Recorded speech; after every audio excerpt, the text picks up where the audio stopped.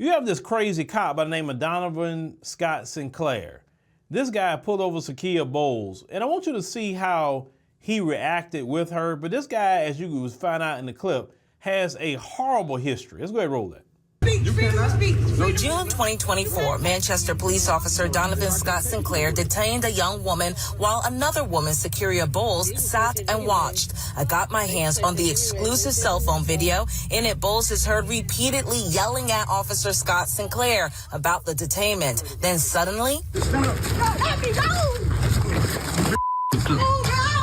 the police officer grabbed Bowles and slammed her to the ground. The two tussled before Officer Scott Sinclair tased Bowles. For real? For real? Turn around.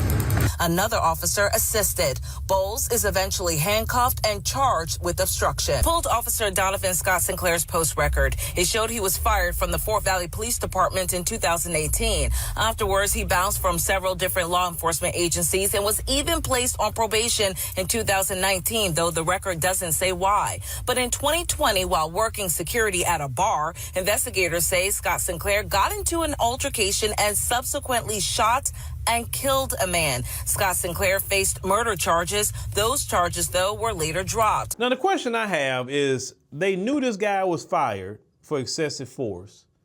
They know this guy had an altercation, ended up killing a person, and yet you're still putting him back on the police force? And then when they end up doing something even worse than what he did before, and then it caused a mass uprising, then you're shocked, and then you don't know what's going on. It's the same thing with Derek Chauvin. He was a problem for years. He had been putting his knee on people's neck for years. He's done this. And when he did this to George Floyd, that was standard operating procedure for him until George Floyd lost his life. And it was a great uprising in this country because of it. Instead of saying, okay, this dude got fired for excessive force, then he should be blacklisted from every law enforcement in America. It should be certain things that you get fired for that you can't come back from.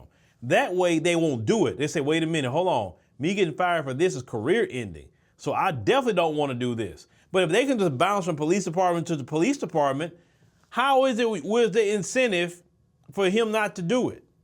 You understand what I'm saying? Because obviously criminal charges isn't something he's worried about.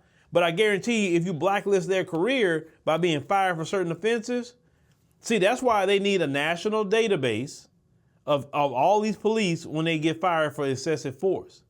And then it needs to go, and that national database has to put out and say, hey, this cop cannot be hired in no police department in the continental United States. Because you are a threat to society, you are a threat to the police department itself and the integrity of the police department. You can trigger an uprising that's going to cost billions of dollars to that city or cities across America. It'll be better to get people like this guy off the police force than keeping them or letting them go to different police forces till he do something. But their system, they don't want us to have that kind of control over the police. They want the police to be exactly how they are. That's why they don't do that. Because trust me, if they do it to the right one, and what I mean, like one of their children, they all of a sudden something happened because he did this to this, black girl. Like I say, he got put on, suspension, at home suspension. You know how they do with them. They'll do that to him. But this is the thing, that guy's he's gonna hurt somebody or take somebody's life. And then if they have some sort of uprising behind it, hey, they brought it on themselves because they knew exactly who they was getting when they hired that fool.